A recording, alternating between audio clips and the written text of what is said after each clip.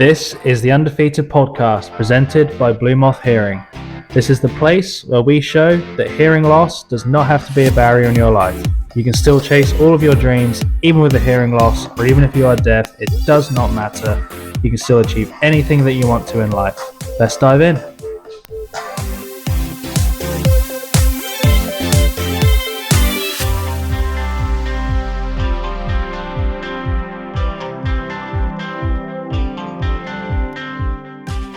Welcome back to the Undefeated podcast. I'm your host, Keenan Tully.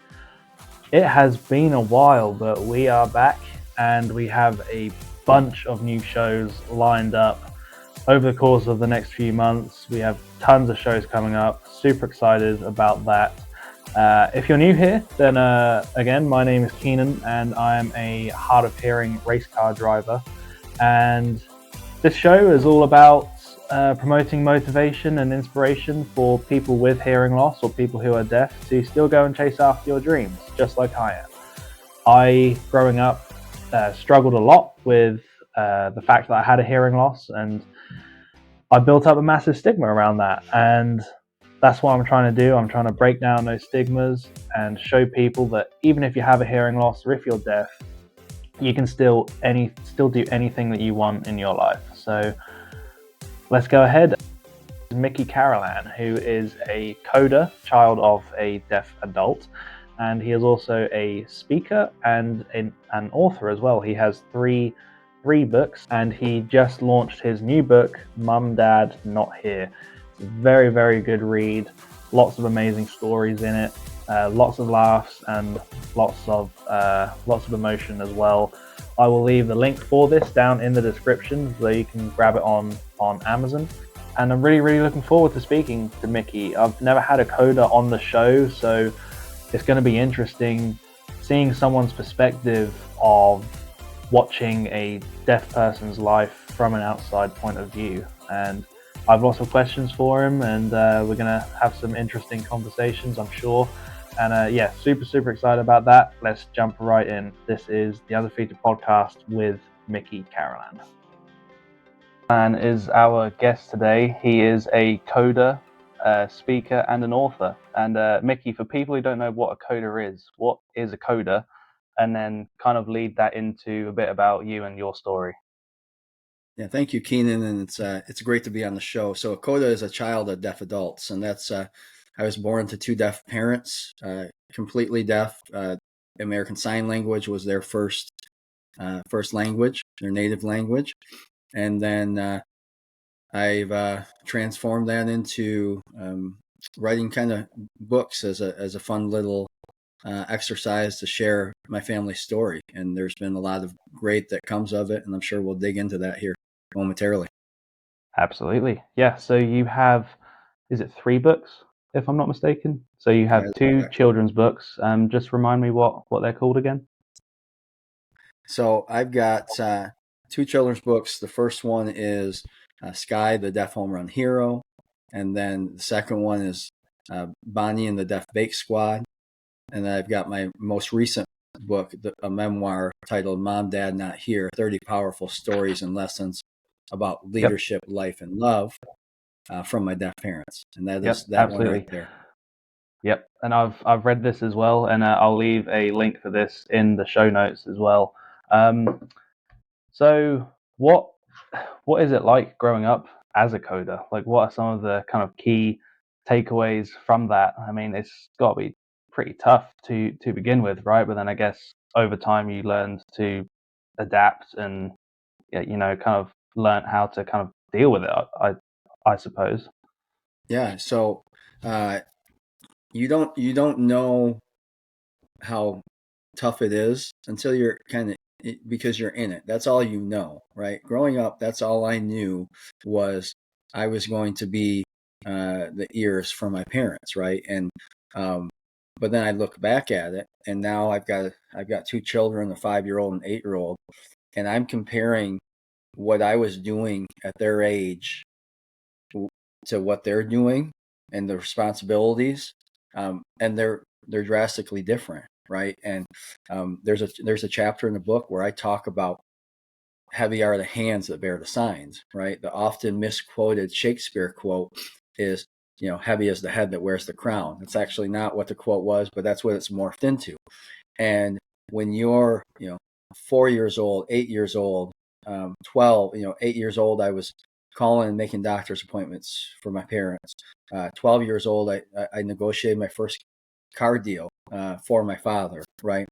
So I look back at it, and you're put into those situations, and you don't realize the weight of that until you get into it, right? And then that leads to two distinct paths. You either have a path that you realize that you can become a professional interpreter, a heritage signer, what they're referred to as, and you can make a career and a living off of that. Or you go off the path, and this is the path that I took initially, was you get so burnt out from interpreting early on that you kind of go carve your own path. And so I like to say it's taken me 40 plus years plus the loss of a parent to come full circle and realize I needed to share the story, shout it from the rooftops, how positive my experience was. I say all this, that the heavy weight of being an interpreter as a youth and a teenager, everything else outweighs that. The positivity and the lessons I've learned from that, it outweighs that. And I needed people to hear that, because there's too much negativity surrounding deaf and hard hearing. Too many books are written with the protagonist being it's a negative theory. They get labeled as deaf and dumb or something like that. And I wanted a book somebody could read, have a little chuckle here and there, but the message was positive. Yeah, absolutely. And I love how you've taken your stories that you learned growing up as a coder and related them to normal things in people's everyday life as well. I mean, like negotiating a car deal at 12, like how scary was that? Or Well, maybe it wasn't. and I don't know. leading into it, what's even scarier is I was starting to get too big for my britches at that point, right? When you get into doing this interpreting all the time, and you kind of get this feeling of, of annoying. Here I go, I got to do it again, right? And I can't just go be a kid. And my father saw that, so walking into in the car dealership, he told me, this is you stick to interpreting. You're not making the decision. You just interpret, right? And so he knew that to put me in. But then I was still dealing with an adult who, what power was taken away was, even though it was a message my dad was trying to portray, coming out of my 12-year-old, prepubescent mouth, it wasn't very, manly compared to the salesperson, right? So the message was diluted quite a bit when I would have to interpret. But yeah, that's one example for sure. Yeah, absolutely. So you've kind of seen how a deaf person lives their life from the outside and the challenges that they experience. Do you feel like people in those kinds of positions, like car salesmen, like I don't know, people at the checkouts and stuff, like do you feel like people in those kinds of positions that are communicating with people every single day, do you feel like they should have to learn sign language to be able to communicate with deaf people, or is that a step too far, do you think? So I'll put it this way: people are inherently good as a whole. Most people are good people, and they want to be good people, Yeah, and they just aren't educated, right? And what I mean by right. that, right, um, one of the things from a deaf perspective is the term hearing impaired is a very derogatory. There's no impairment, right? That's a derogatory, outdated term, for Hmm. example. But I've run into plenty of situations where my parents, where we lived in a very small town, so everybody knew everybody, and my parents would frequent the same places, right? They'd go to the same places, and over time, that evolution of communication happened and occurred. Some people learn sign language. Some people work to really try to slow down their speech so that my parents could lip read a little bit, right? Or some people use pen and paper. My mom always had a pad of paper and pen in her purse, and still does to this day. There's this day and age, right? There's some younger deaf people. There's different apps. There's a ton of apps out there that make it a whole lot easier for the person that does not know sign language to communicate. So we've come a long way in that. Still a long way to go, because there's still this thought process out there as well, is why don't we just fix deafness? Okay, well, cool. If you want to try to do that, continue to do that. But that doesn't mean fix it at the mercy of you know, getting rid of the entire culture and the deaf. There's still a ton of people that embrace the culture, embraced ASL first as the language. And there's so many studies out there that talk about bilingualism, trilingualism, as those students are becoming, they have better test scores. They're more successful. So there's a whole lot wrapped up into this. I'm by no means an expert, but what I do have is I have absolutely zero problem getting on a stage and a platform and advocating for that. Right. Then I rely on people, my friends in the community, where I pull information from to drive that advocacy, because I believe I can deliver that message, and that's why we're here. Hey, it's Keenan. I want to say a massive thank you to today's episode sponsor, Bloomoff Hearing. If you've never heard of Bloomoff Hearing, then Bloomoff Hearing are the world's first company to offer a hearing aid experience box that allows you to trial 3 of the top hearing tech from the comfort of your own home. Nothing like this has ever been done before. So if you're curious about hearing aids and you want to dip your toes in and see what life is like with hearing aids, give Bloomoff Hearing a go. I have a $50 off coupon code as well for the hearing aid experience box. I will leave that in the description in the show notes. Go and give Bloomoff Hearing a try. They are a truly amazing company. Thank you again to Bloomoff Hearing. Absolutely, yeah, I love that. You recently spoke at the American School for the Deaf. How was that? That must have been a crazy experience. That was a riot. That was fantastic. Yeah. The history wrapped around, and because of the arrival schedules, the time coming in, I didn't get to see their museum. Their museum is top notch. But you can see right here, that's a brick right there with a placard on it. Okay. So right where my finger is, there's a brick right there, and that is part of the old Gallaudet Hall, the original one that was tore down. And they kind of hand them out as souvenirs for guests, right? And it was the most unique speaking gift I've ever gotten. And I don't know if I'll ever get anything more unique, but people are welcome to try, invite me out there. But they brought me out there, rolled it out. It was a fantastic experience, and I'm looking forward to the next few visits I'm able to make. Absolutely, yeah. So when you go into these speaking gigs, what are some of the key stories that you like to talk about? Yeah, so it depends on the audience, right? So I range from doing author visits in elementary schools all the way up to business professionals. I speak in that range. Now, there will be a lot of people that'll tell you, well, you really got to niche down and you got to speak. This is the group you speak to. You know what? I've got at least 30 stories wrapped up into the memoir in the book that I just pull from, right? Depending on the audience, the message that needs to happen, I pull from those. Those become the groundwork, right? But the author visits for elementary, we read the book, we have some fun, we do some coloring contests, we do some different, activity. I teach them sign language, right? If it's not a deaf school, if it's a mainstream school. But then I morph into, you started to get some of those older grades. They want to hear about the process of writing, how a book comes together.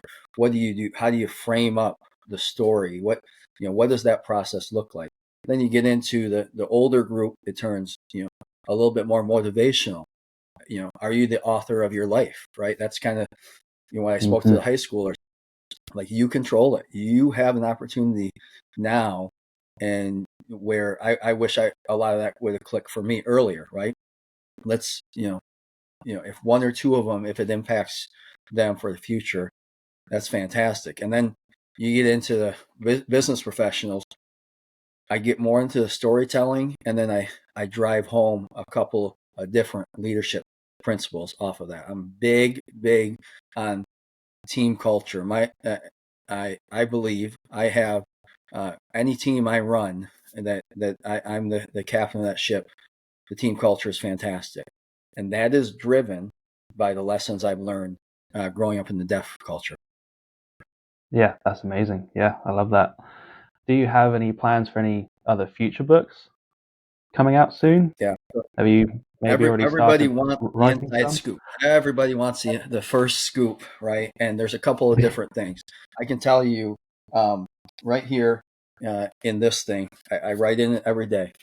But in Yep. here, there's a list of different titles and themes that I just brainstorm, right? I can, I can I want to do some things as a companion type journal for the memoir. I want to write a more of a leadership focused book wrapped around culture. Um, there probably needs to continue the deaf kids can series, the children's book.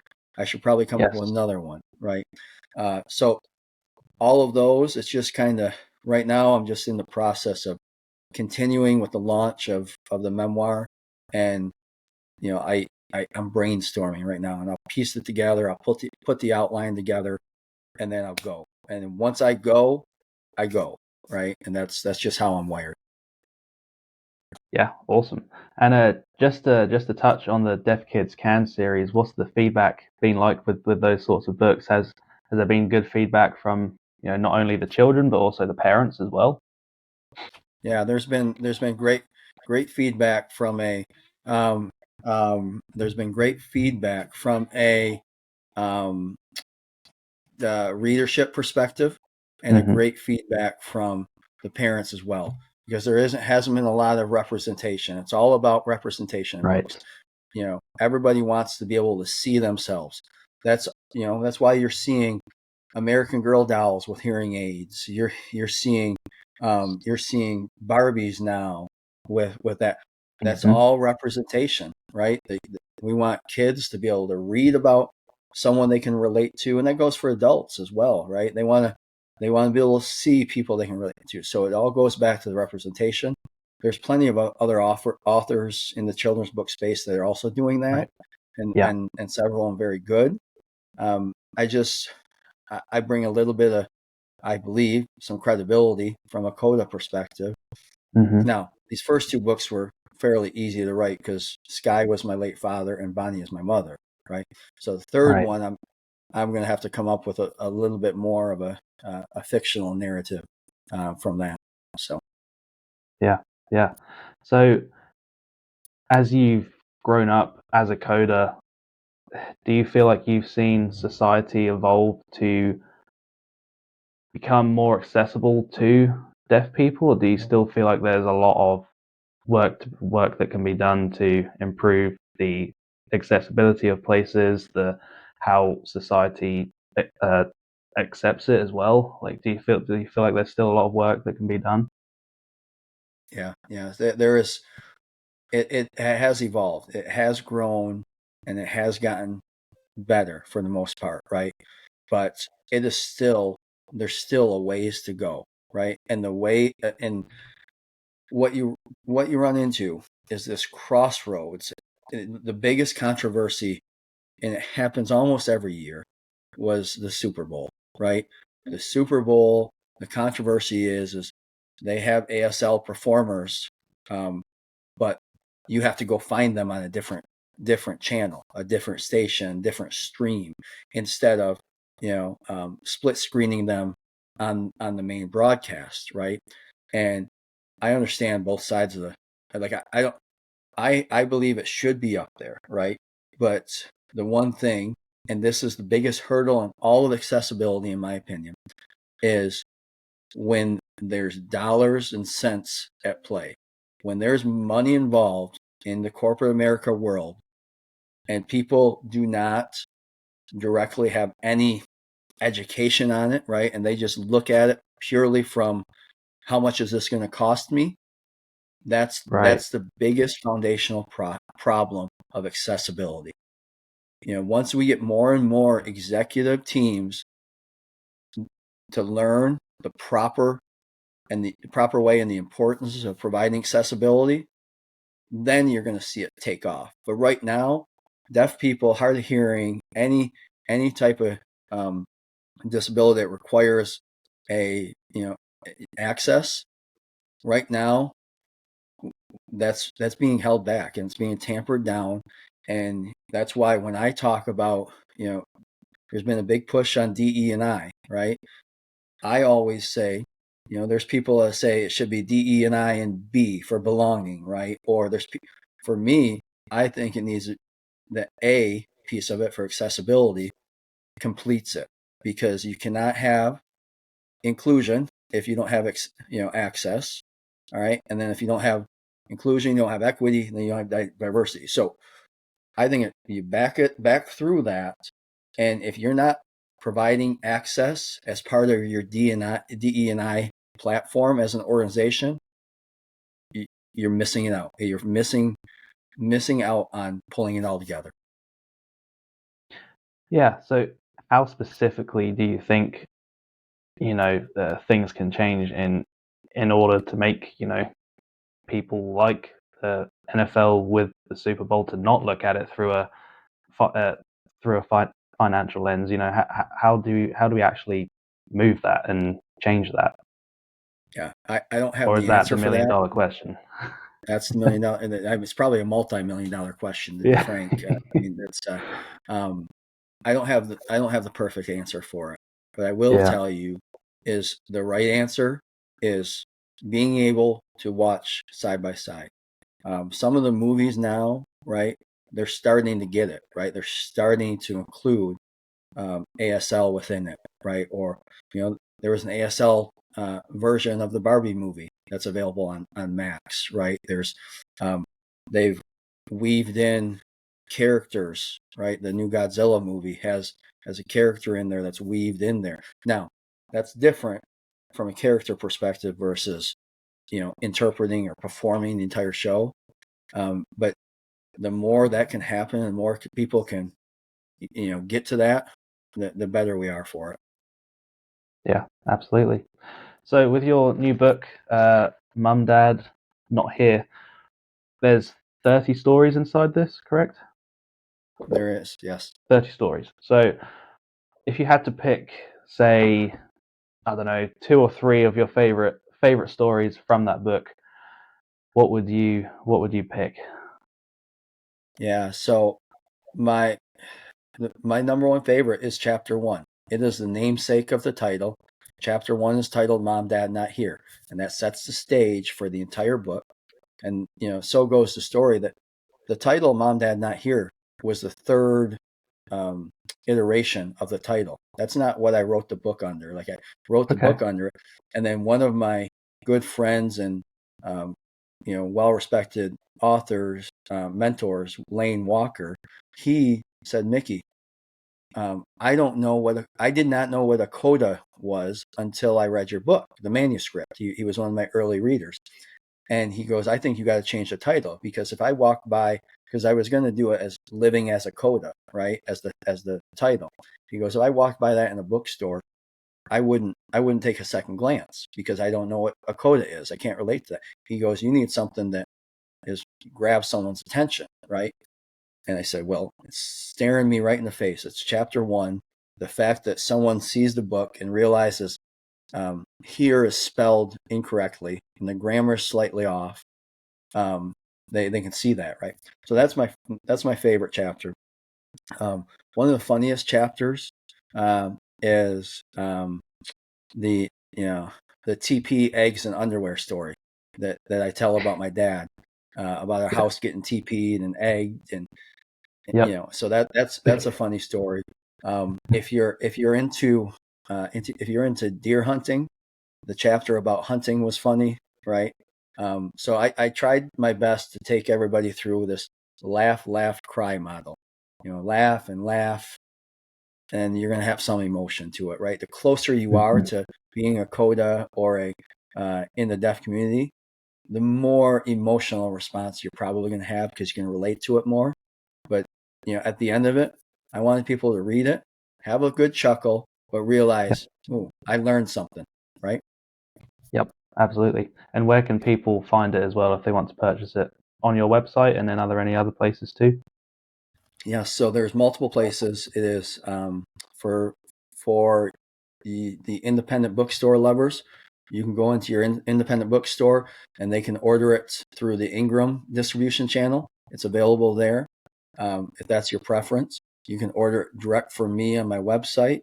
The perk with that is as I'll sign them if you order them through me, right, and send them to you.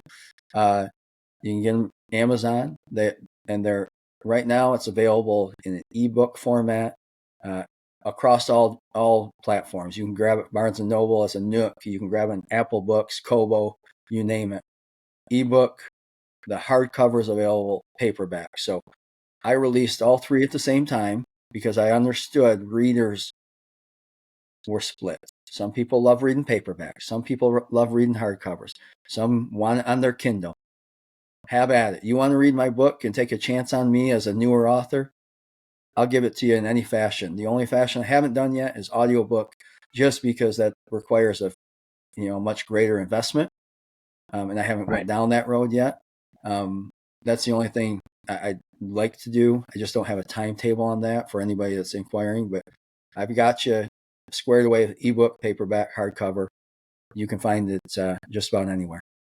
Awesome.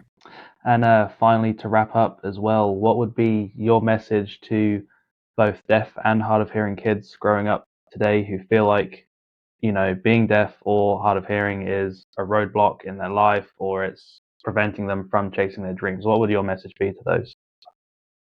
Yeah. So I want the message to be that deaf kids or deaf adults can do anything that a hearing person can do except for hear, right? And I that's what love we have that. to remember. There are actors and actresses making a big wave. There are presidents of universities. There are athletes across the spectrum. There are authors. Many of these folks where I've interacted with that have been deaf, and I'll tell you what, they make an impact, and many of them use their platforms for good to do so. So if you're a student right now or a young adult that is deaf, I'd encourage you to realize that you can do anything you want to, right?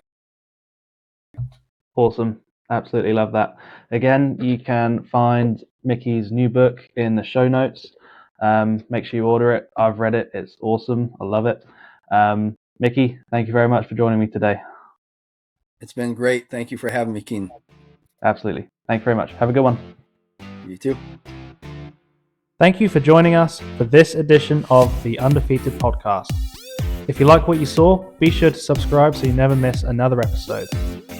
Make sure you go to bluemothhearing.com and start your journey with better hearing. That's bluemothhearing.com.